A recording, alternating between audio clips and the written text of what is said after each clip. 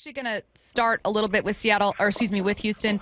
We've got prospects to get into with Seattle, trade deadline questions, but I'm going to start with a look ahead in the AL West. What have you seen from the Astros this month? I wouldn't specifically just limit it to this month, but just the year as a whole. I think their run prevention has been a good bit better than expected. I think the emergence of Hunter Brown this year as a real strike thrower, which is certainly something I never anticipated for him, going back to his days as a Division II pitcher with big stuff and no control.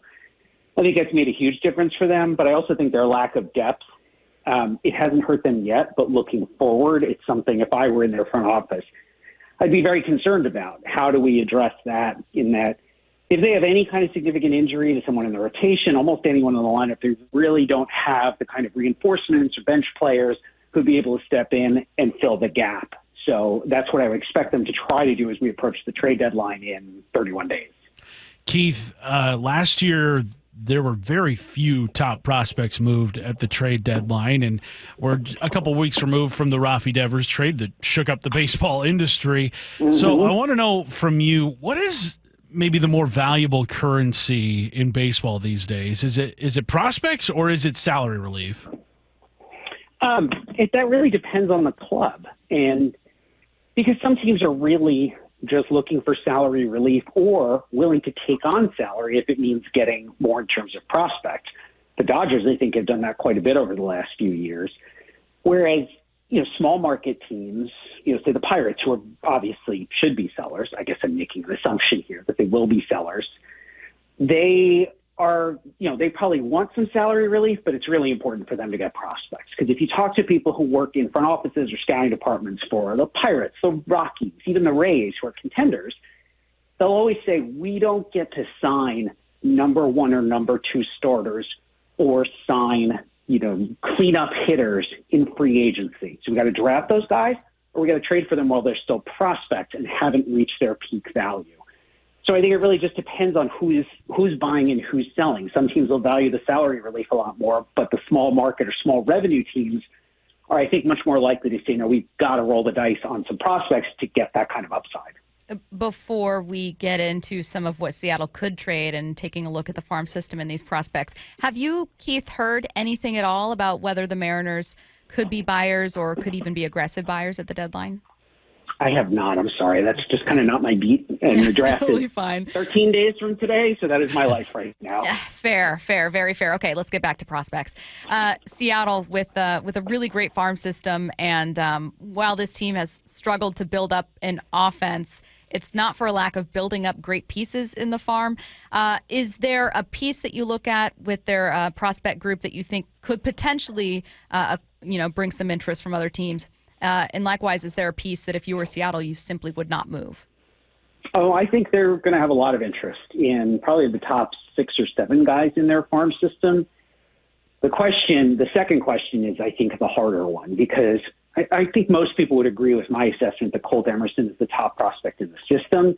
His performance on the field when he's been healthy has not totally matched up with some of the batted ball data we're seeing or some of the scouting reports, but he's super young and he's very talented. And I think the majority of people believe he's going to get there.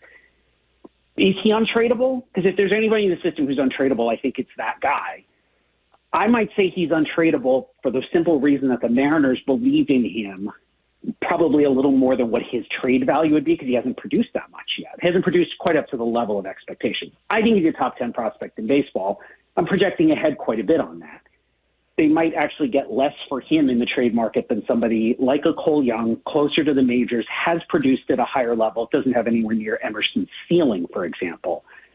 If Emerson isn't untradeable, then I would say everyone's available. At the right price, right? You're not giving these guys away. You're not giving Celestin away. You're not giving Ryan Sloan away. But I think you'd have to consider just about any of those guys in trade if you want to make a big acquisition at the trade deadline, because otherwise you're not getting a Rafael Devers type of impact in a trade. Keith, one prospect that's been talked about a lot this season, at least up here, is Harry Ford, who is a catcher, and has all the tools you'd want out of a 22-year-old catcher. The problem is that the guy who catches here in Seattle doesn't take a day off. It's Cal Raleigh, who is maybe the MVP in baseball if it weren't for Aaron Judge. So what do you do with Harry Ford at this point? Like, it just feels like he's stuck between a rock and a hard place. Well, he's never been a great catcher, and there have been disagreements going back to when he was in high school of whether this guy would even stick behind the plate. So to me, and it doesn't look like he's got another position. The Mariners have toyed with the idea of maybe him at third base, thinking like Todd Zeile, for example, or do you stick him in the corner outfield spot? Nothing's great. So to me, it may just be, what if we just go let him hit? And he's not the prototypical DH. It's not going to be 30 homers, but he has he's incredible command of the strike zone, a great history of very high on-base percentages. That's something. Even if it does not fit our schema of what a designated hitter usually looks like, if this guy posts even a 380 on-base percentage, which would be low for him based on his career, he's going to help the team. And I think that's what you try to do with him. If, however, another team calls and says, shows interest in Ford where they seem to think he's a catcher, I would trade him in a heartbeat because I don't think that's a lock. I think there's a better chance that he's not a catcher than that he is a catcher. And I'm saying that irrespective of Cal Raleigh, just saying, look, this guy's never been really good behind the plate. What everybody likes about Harry Ford is the overall athleticism and the fact that he can really, really command the strike zone. I got a bit of a weird question here, but you're a perfect person to ask because one of the most common, I guess, worries that we see from listeners who text in, Keith, is people who say, God, I just want the Mariners to have a sustained window. And I think that keeping their prospects and graduating them and becoming a better team is more sustainable. And I know that you specialize in not just the draft, but in prospects and looking at how these teams build. But isn't it inevitable that you got to trade some of these pieces and you can't prospect forward? Like, how do some of the best teams, in your opinion, balance drafting, developing your core nucleus, and then also adding from the outside? I think it's a great question. And I think the thing that the best teams do is they make the decision between, like, essentially, we keep one guy and you trade the other guy. It doesn't have to be one for one necessarily, but you've got to have really good internal evaluations to say, all right, if we're keeping Colt Emerson, we're trading Cole Young, for example. To understand, there's 3 or 4 guys we want to keep because we want to have them contribute. There is a core at the major league level. We want to add to that with our homegrown players. But the second tier or the third tier of prospects within your farm system are all available. And at some point, you need to even be a little bit aggressive in saying, we may really like this guy, but he isn't going to fit for us. We need to trade him to go get something else we need. Now, obviously, in Seattle's case, it's probably offense, right? That certainly seems to be what they need right now. So that means trading whoever it is, pitching or position players from the system, maybe guys who are just further away, to say we need to supplement this core now, thinking, okay, our window is 25, 26, 27. Do we trade prospects we love who are further away to try to get in talent that will help us win in the next, say, 30 months? And that's a hard thing to do, because sometimes the hardest thing for any front office to do is just evaluate your own prospects, because they're all like, we just joke as writers, these are my little word babies. I don't want to delete any of them, right? It's kind of the same thing with prospects. You drafted them, you scouted them. How do we let them go? But at some point, you've got to make those decisions, even if you really believe the player is going to be good. He just may not fit for you. One guy that has been turning heads this season in the Mariners organization, and it's due to his prodigious power, is Laz Montes. Has 21 home runs through 2 levels. Recently got promoted to Double-A. I know before this season, people kind of looked at him as kind of a raw prospect. What is the word on him across Major League Baseball as his Major League potential? So the power is there, and he's always had that power, right? He was 18, 17, however old he was supposed to be when he came into baseball, right? He was already plus power. The questions on him have been, does he have a position at all? I still kind of lean towards probably not. He is probably going to be a DH in the long run. And how good is his approach at the plate? Is he going to hit enough to get to all of that power in games? That's kind of varied. I mean, early this season, he was struggling with contact. He was chasing stuff out of the zone again. He seems to have tightened that up. He's been good in the, 2 weeks or so. He's been in Double-A. Like to see that over a larger sample. The more that he controls the strike zone, the better the prospect that he is. And he's been young basically for everywhere he's played.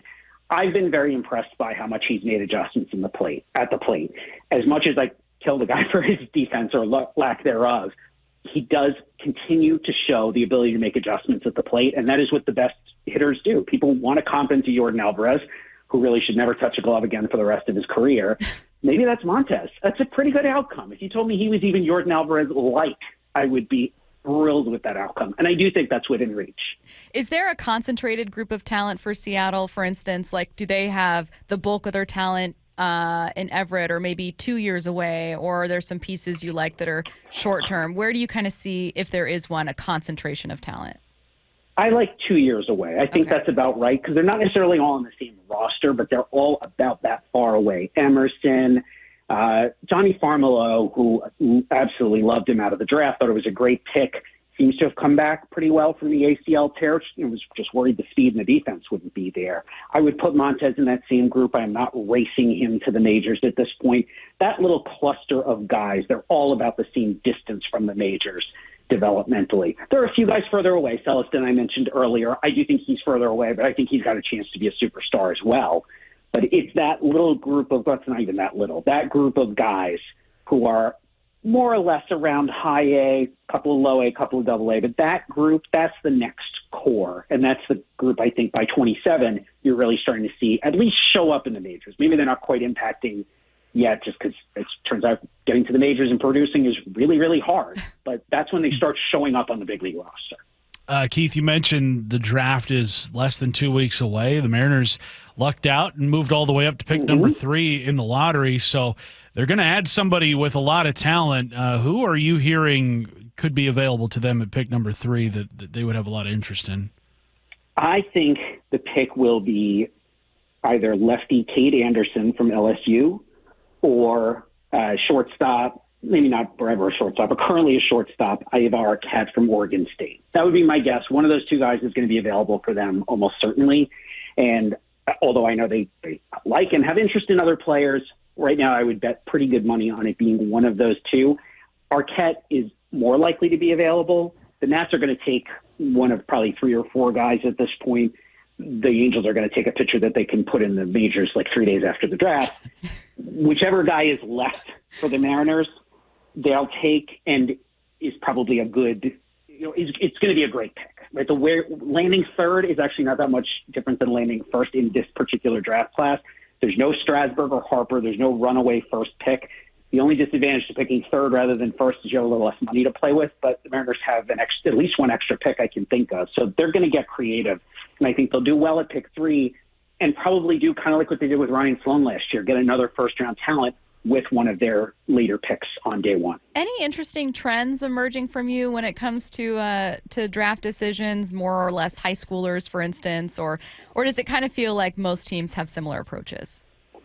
The one thing that's changed over, this is my 24th draft. I shouldn't say that out loud, but yeah. Don't worry, no you're one's an listening. expert. No one's listening, Keith. Yes. And we finally wised up about taking high school pitchers high. Yeah. High school pitchers can have a ton of upside.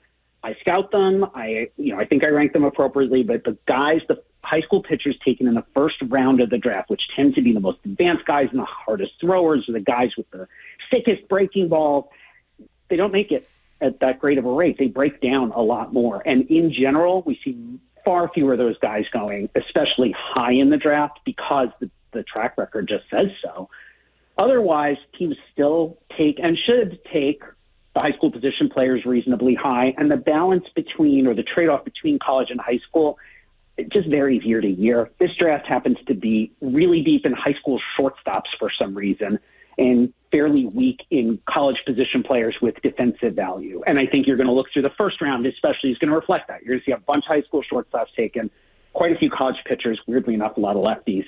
And then once we get into the second and third round, at that point, almost all drafts start to look the same. We really judge a draft going in by what the first round looks like. And then 5-10 years later, we forget all about that and we just look at who turned out to be good.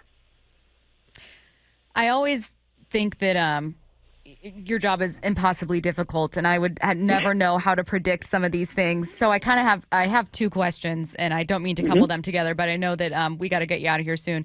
One is about what in general you find to be just the toughest thing to predict, or just the toughest thing in general when it comes to looking at prospects to try to have some foresight with. And the second is whether there's ever been a guy that just comes to mind quickly that ended up being exceptional and you feel like just a ton of people missed. Like you guys just were like, man, didn't see that coming.